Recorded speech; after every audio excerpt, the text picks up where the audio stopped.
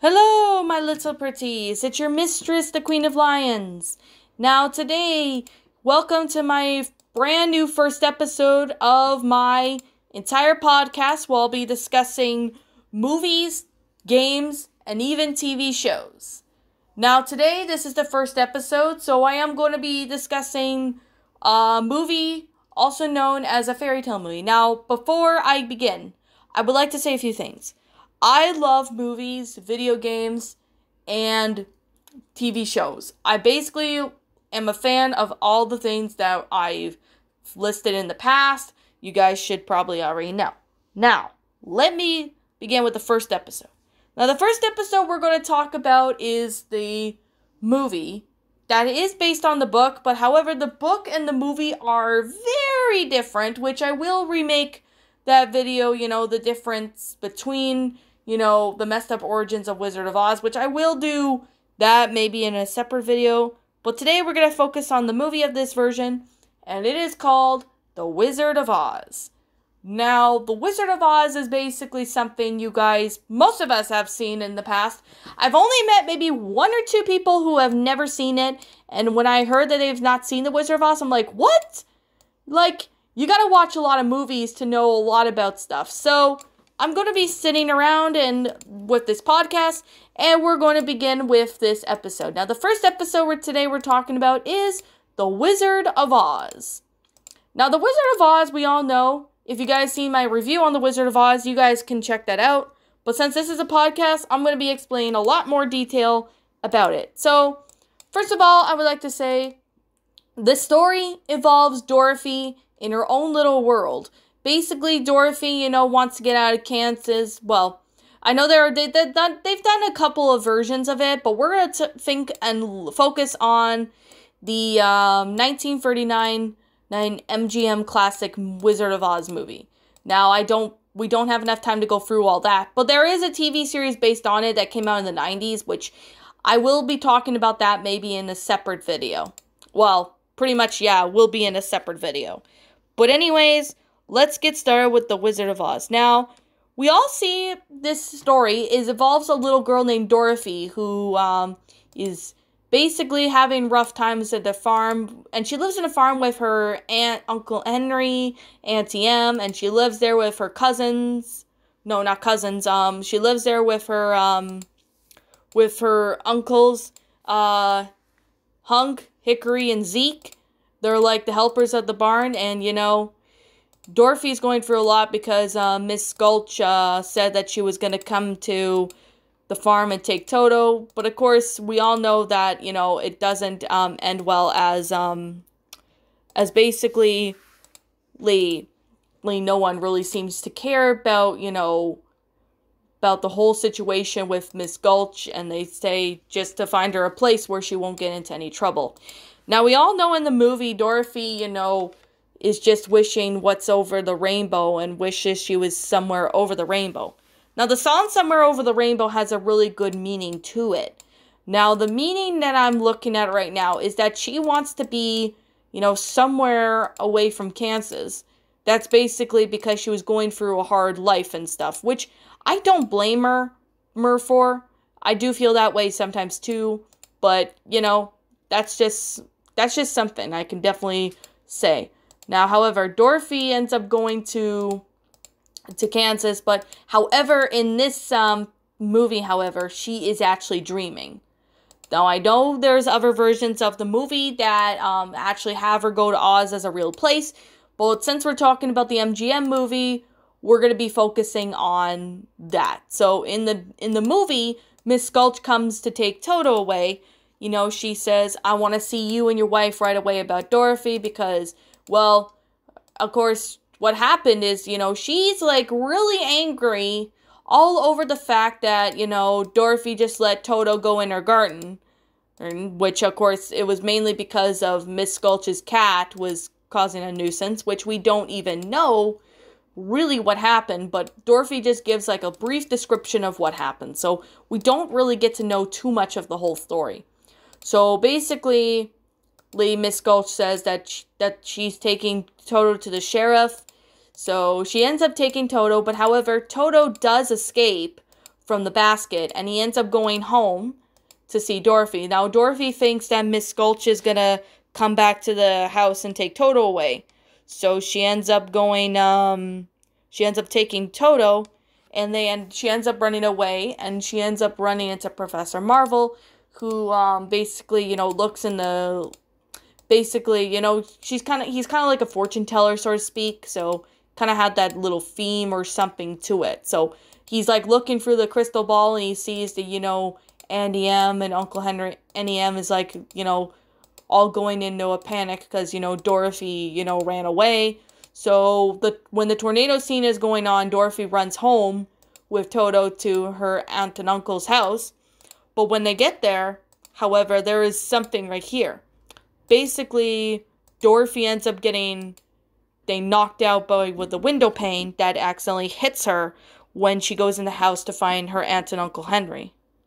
So, I could definitely say right here is that when Dorothy is dreaming, what happens in the dream is, Dorothy's in Oz, and this is a dream. So her house is being picked up in the cyclone, and she ends up, stuck inside the house waiting for the cyclone to end.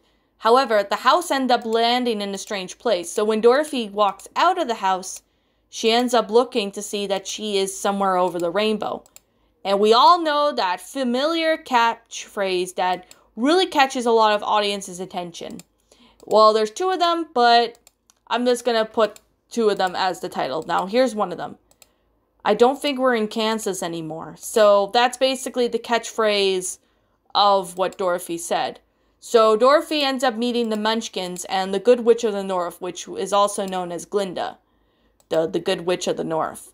So, of course, the Munchkins welcomed her, and of course, Dorothy actually her house landed on the Wicked Witch of the East, which of course she was a wicked witch, but of course, Glinda, who is the Good Witch of the North, explains to Dorothy that only bad witches are ugly. So she gives Dorothy the ruby slippers, but when she does that, it was when the Wicked Witch of the West, or Alphaba, which you probably do know. I will make another podcast episode about Wicked. That's going to be in a separate video, but this is not the right video for it. So, basically, the Wicked Witch of the West is angry with Dorothy that the fact that her sister is dead. So, basically, Glinda, gives Dorothy the ruby slippers as they have magical powers, but they didn't want the Wicked Witch to get it because she'd be much more powerful if that was the case. Now, basically, Glinda tells the Wicked Witch of the West to be gone, or someone else drops a house on her too. So we all know this next catchphrase when the Wicked Witch of the West warns Dorothy to try to stay out of her way.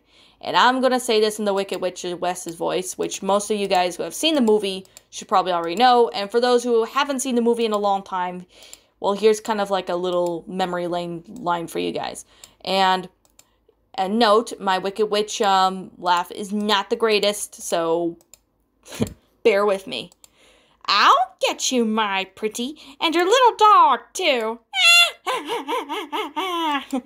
That's the best Wicked Witch voice I can do. So, that's another catchphrase that is in the movie. So, basically, I'm going to make a fun fact is that my channel is mainly based on the Wicked Witch of the West. So, like with the My Little Pretties thing, all that. For those who have been on my channel for a long time should already know. Okay. Now we're moving on. So Dorothy asks Glinda how she can get back home to Kansas, and Glinda explains that the only way Dorothy could get back home is if she goes through the Yellow Brick Road, like she goes on the Yellow Brick Road and follows it to the Emerald City, where she would meet the wizard who can get her back home. So basically, Dorothy ends up following the Yellow Brick Road, and of course a lot of Munchkins were telling her to follow the Yellow Brick Road, and Glinda tells Dorothy not to take off the ruby slippers at any costs. So Dorothy and Toto are on their way to the wizard to Emerald City. Along the way, she encounters the Scarecrow, who was tied up to a pole. So basically, when Dorothy frees the Scarecrow, the Scarecrow ends up coming along with Dorothy as he's wanting a brain. So Dorothy welcomes him along with her. However, later on in the movie, we see, they meet up with a Tin Man who wanted a heart, as the tinsmith forgot to give him a heart. So, however, in the movie later on, we do get to see, and I'm going to be honest, we do get to see the Wicked Witch of the West putting obstacles on the way while Dorothy and her friends go to the Emerald City. So, they meet up with the Wicked Witch again, who basically tells the Scarecrow and the Tin Man to stay away from Dorothy. She did threaten the Scarecrow to stuff a mattress in him and use the Tin Man for a beehive. And this is the part which most people probably remember, is the Wicked Witch of the West says, "Hey, Scarecrow, wanna play ball?" And then she throws like a fireball down at the Scarecrow, which of course the Wicked Witch escapes. But of course Dorothy and her friends end up continuing along their way to the Emerald City.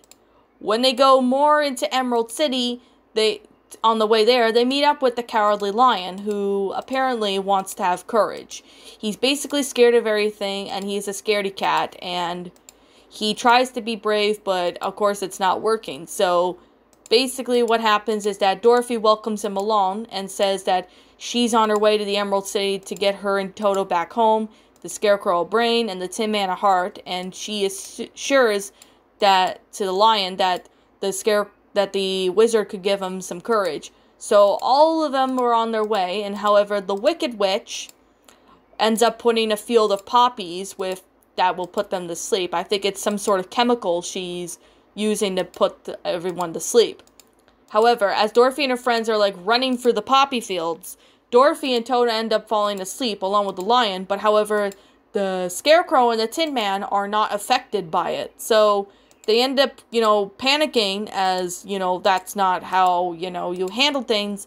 Glinda ends up making it snow, and that wakes up the Lion, that wakes up Dorothy and Toto, and they ended up being on their way to Emerald City. When they reach Emerald City, however, they ended up telling the guard at the door, like at the front of Emerald City, that Dorothy has been sent by Glinda to Emerald City to ask the Wizard of Oz for help, and that she's wearing the ruby slippers for proof that she landed her house on the Wicked Witch of the East. So basically, Dorothy and her gang were let in, but however, when they were let in, they go to see the wizard at the front door, and the guard, however, at first refuses to let them in, but of course, he says, "Okay, I'll go check the wizard." When he goes there, he then comes back to tell Dorothy and the gang that the wizard says go away. So at that moment, Dorothy breaks down into tears, and of course, her friends are trying to comfort her, and then the man at the door finally decides to let everyone in. So they let them in, and they basically go tell the wizard about what they want. Like, Dorothy wants to get home along with Toto, the Scarecrow wanted a brain, Tin Man wanted a heart, and the Lion wants to have courage. So at that point, the wizard sends them to do a task, which is bring the broomstick of the Wicked Witch of the West. So Dorothy and her friends are on their way to the Wicked Witch of the West's castle.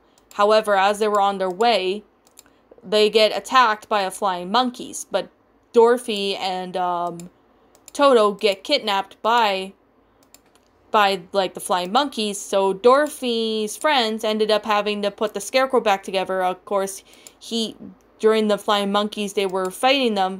His straw went all over the place, and of course, Dorothy's friends have to put the Scarecrow back together. Now we get to the next part of the movie, which of course involves the Wicked Witch. The Wicked Witch of the West is threatening Dorothy with she's gonna throw Toto with the basket into the river to drown him if Dorothy doesn't give the Wicked Witch the ruby slippers. At first, she tries to protest, saying, "No, you can't have my ruby slippers, give me back my dog." And of course, the Wicked Witch doesn't really give a crap. But of course, she then gives in, and then the Wicked Witch tries to take the ruby slippers, but of course, she's been zapped, and she realizes that the shoes will never come off as long as Dorothy's alive.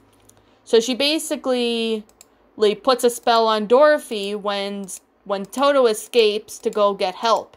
So, of course, the Wicked Witch put uses the hourglass, puts a spell on Dorothy saying, that's how much long you have to live. And, of course, she puts, like, a ticking time bomb, basically, on Dorothy, which we didn't know how is Dorothy gonna die if that was the case? Well, it wasn't really explaining, even though this movie did lack violence, but it's still pretty cool, if you ask me. So, basically, Dorothy's left all alone in the Wicked Witch of the West's castle, and she's scared, and she doesn't know what to do. So, she's basically hoping her friends come to save her. So, meanwhile, Dorothy's friends end up going to save Dorothy from the Wicked Witch in the castle. So they disguise themselves as the Winky Guards, and Toto ends up following them to get in the castle. So when they get in the castle, we see is that once they get inside the castle, they ended up going to see make sure Dorothy was inside, which of course she thankfully is, and the Tin Man uses his axe and they break down the door. And once they do break down the door, they save Dorothy. So, of course, Dorothy and her friends trying to make it escape, but of course they've been trapped with the Winky Guards and the Wicked Witch. So, however, when they're cornered with the Wicked Witch, she decides to start off with the Scarecrow by setting him on fire. But Dorothy, however, was able to put out the fire from the Scarecrow, but however, some landed on the Wicked Witch, and that caused her to melt. So when she does melt, she says the catchphrase, "I'm melting!" kind of speech. Oh my goodness, I can't even get over that line. I'm melting! It's just amazing, people. You're gonna have to watch the movie to understand if you don't understand the movie, but Dorothy ends up freeing the Winky Guards as they told them that the Wicked Witch was being mean to them. So Dorothy takes the broomstick and shows the wizard that they melted her and that they got the broomstick from her. So the next part of the movie goes that the wizard says to come back tomorrow, but Dorothy wanted to go home now, so basically Toto ends up going around to the curtain and they end up finding out there was a man in there, and he said he was just a bad wizard. But of course he ends up giving in and gives everybody what they want. He gives the Scarecrow a brain or a diploma, which of course that gives him a brain. He gives the Tin Man a clock heart, and he gives the Lion a medal of courage. And for Dorothy, they said he could take her back home himself, but complications were going on, so Dorothy ends up getting stuck in Oz. But however, when Glinda shows up, she tells Dorothy that she always had the power to go back to Kansas. But of course, Glinda didn't tell Dorothy before because she was afraid that Dorothy wasn't going to believe in her. So she basically tells Dorothy to close her eyes, tap her heel 3 times, and say there's no place like home.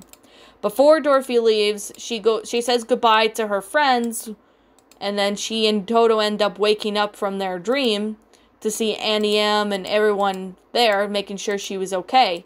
They said that she was asleep for the entire time and that the storm is over. So basically Dorothy explains about her dream, and of course she said that she's never leaving home again, and that she loves Kansas and she misses everyone because she was knocked out. Okay. Now that basically wraps up the Wizard of Oz movie. I kind of explained, about it. Now the pretties that I do notice, the shadows. Now, the shadows of this movie we see is the Wicked Witch, obviously, because, well, she's evil, in sort of speak. But, of course, the catchphrase she says, Pretties, is basically because, the Wicked Witch is basically a good witch. Well, the Wicked Witch of the West is a bad witch, and Glinda's the good witch. And Dorothy's just basically... so basically this film is basically about 2 women, or 3 in this case, fighting over a pair of shoes.